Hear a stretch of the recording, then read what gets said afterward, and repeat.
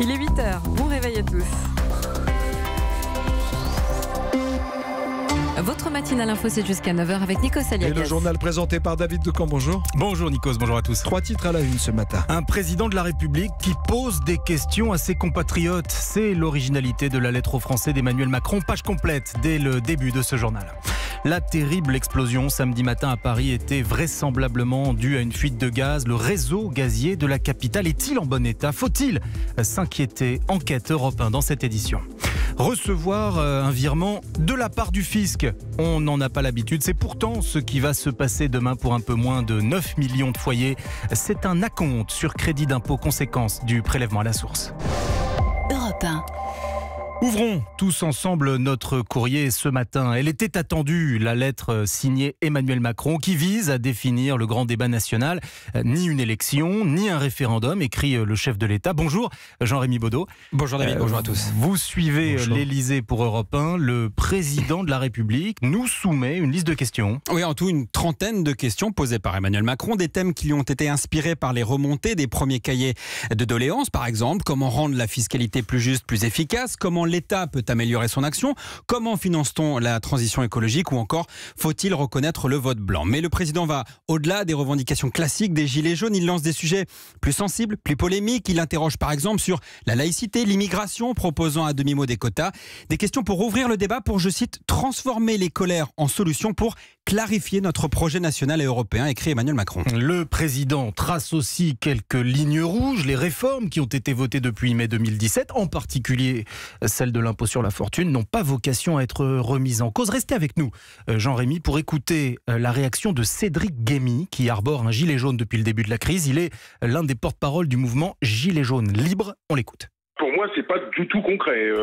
Il ne détaille pas comment va être synthétisé tout ça. Tout le monde va pouvoir s'exprimer, oui, mais comment ? Est-ce que c'est par les cahiers de doléances ? Certains cahiers de doléances ont déjà été remontés par les maires au préfet.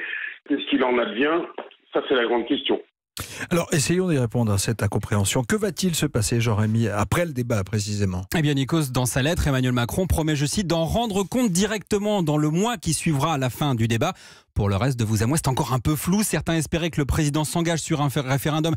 Ils ont dû être déçus. Techniquement, l'organisation concrète, les modalités du débat, elles seront présentées d'ici ce soir par Édouard Philippe, notamment là où les remplaçants de Chantal Joanneau. Je peux déjà vous dire que certains ministres seront en première ligne, notamment Sébastien Lecornu pour les relations avec des maires qu'il va falloir rassurer, car on a entendu à l'instant Cédric le gilet jaune qui s'interroge sur l'issue du débat. Eh bien, sachez que les très nombreux maires que j'ai pu rencontrer ces derniers jours, ils se posent exactement la même question. Jean-Rémy Baudot du service politique d'Europe 1. Merci à vous, Jean-Rémy. Et vous retrouvez l'intégralité de la lettre du président Macron sur notre site internet europe1.fr. Et alors, Nikos, Jean-Rémy Baudot nous parlait des maires. Oui. Eh bien, justement, Emmanuel Macron va à leur rencontre. Dès demain, il sera à Grand-Bourteroulde dans l'Eure. Il s'exprimera devant 600 élus locaux et ce sera le début officiel du grand débat.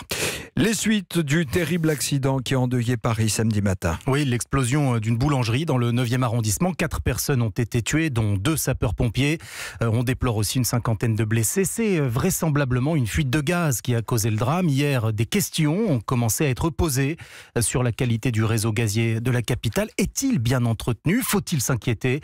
Enquête Europe 1, signé Mathieu Bock. À Paris, l'âge moyen du réseau est de 28 ans, soit 3 ans au-dessus de la moyenne nationale.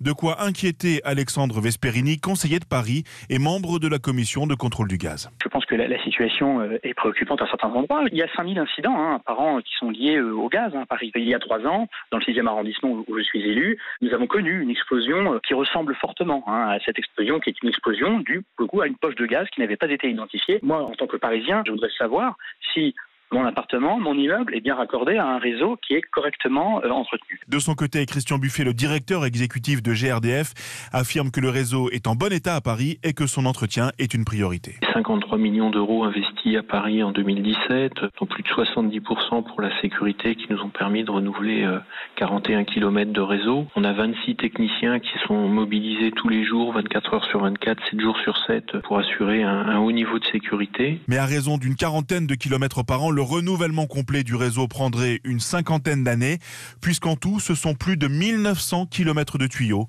qui parcourent toute la ville. Mathieu Bock pour Europe 1. Et puis, c'est une information Europe 1. Un casino braqué cette nuit par un commando armé. Près d'Alès, dans le Gard, au moins 3 malfaiteurs ont fait irruption dans l'établissement. Ils n'ont pas réussi à accéder au coffre, mais ils ont fait main basse sur les caisses. D'après les premiers éléments, le butin serait d'au moins 30 000 €. 2 policiers du 36 quai des Orfèvres sont aux assises à partir d'aujourd'hui. Ils sont accusés d'avoir violé il y a près de 5 ans une touriste canadienne dans les anciens locaux de la police judiciaire. Le procès doit durer jusqu'au 1er février.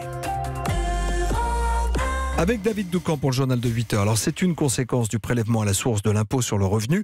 Le fisc va vous faire un virement demain. Oui, pas tout le monde. Cela concerne 8,8 millions de foyers. Au total, plus de 5 milliards d'euros vont être versés. Il s'agit d'une avance sur les crédits d'impôt. Olivier Samin du service économie d'Europe 1 nous explique tout. Et oui, c'est pas tous les jours que les impôts vous versent de l'argent. Ça va être le cas si, dans la déclaration que vous avez faite en mai dernier, vous avez par exemple déclaré l'emploi d'une femme de ménage. Cette dépense vous a donné droit à un crédit d'impôt. Eh bien, l'administration fiscale fait le pari que vous avez continué à employer cette personne en 2018 et que vous êtes donc éligible, cette fois-ci encore, à un crédit d'impôt. La somme qu'elle va vous verser demain est une avance égale à 60% du crédit d'impôt que vous aviez touché l'an dernier.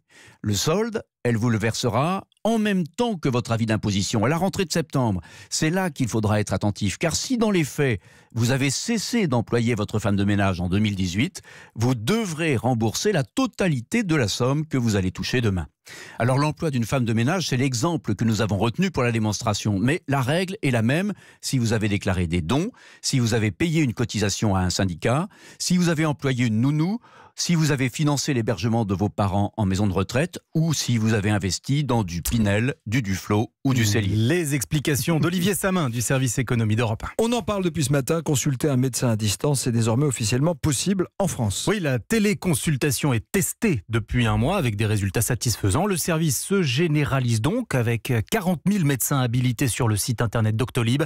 Écoutez le docteur Luc Lefaber, il fait partie de ceux qui ont testé le dispositif ces dernières semaines. Pour une pathologie aiguë de quelqu'un qu'on ne connaît pas, alors moi, certainement pas. Je m'occupe beaucoup de pathologies chroniques. Par exemple, un enfant qui, en consultation physique, fait une crise d'asthme ou une pneumonie. On a envie, dans les 24 heures, 48 heures, de savoir un petit peu comment ça se passe. Pour un enfant qui toussait beaucoup, je l'ai fait se dévêtir, là, devant la caméra, pour regarder un petit peu comment il respirait, pour l'entendre tousser. Et ça m'a permis d'adapter le traitement, augmenter les doses de tel ou tel médicament. Et puis, docteur, j'ai plus de tel médicament, est-ce que vous pourriez m'envoyer l'ordonnance? Ces téléconsultations apportent clairement un plus. Le docteur Luc Lefaber était avec Aude Vernuccio. Le ton monte entre Washington et Ankara. La Turquie a assuré ce matin qu'elle continuerait de combattre une milice kurde de Syrie. Donald Trump avait pourtant précédemment menacé de, je cite, dévaster l'économie turque en cas d'attaque sur les Kurdes après le retrait américain de Syrie. Prenons maintenant des nouvelles des stars du Paris Saint-Germain, David Doucan. Oui, des nouvelles, c'est le mot, parce que les footballeurs sont en ce moment bien loin de Paris. Ils sont arrivés hier à Doha, au Qatar, pour un stage de 4 jours. Et il faut bien le dire, il s'agira davantage de marketing que de football, comme nous l'explique notre envoyé spécial sur place, Julien Froment. L'opération séduction a débuté dès hier soir. Arrivés à 19h30 heure locale, les joueurs du Paris Saint-Germain, malgré les 6 heures de vol, se sont prêtés au jeu des selfies et autographes. Une quarantaine de Qatariens les attendaient au pied de leur hôtel. Abdellah, téléphone à la main, est comblé. Il a pu faire poser toutes les stars parisiennes avec lui. J'ai pu faire des selfies avec Gigi Buffon, Neymar, Mbappé, Cavani et Angel Di Maria. C'est un rêve pour moi de voir ces gars-là. Je les regarde à la télé. C'est vraiment très spécial pour moi. Un stage express de 4 jours où il sera plus question de marketing que de football. Paris doit mettre en valeur ses relations fortes avec ses sponsors qatariens. Cela passera par plusieurs événements. Rencontres avec les fans, visite d'un stade de la Coupe du Monde 2022 ou encore sortie dans le désert. Tout est bon pour promouvoir l'image du Qatar. Et le football dans tout ça, eh bien, l'entraîneur allemand Thomas Tuchel a déjà prévu 5 entraînements, car il n'oublie pas que Paris a un match à jouer en fin de semaine contre Guingamp en championnat. Doha, Julien Froment, Europe 1. Et puis, pour conclure, un résultat hier soir en clôture de la 20e journée de Ligue 1. Marseille a fait match nul à domicile 1-1 face à l'avant-dernier du championnat, l'AS Monaco.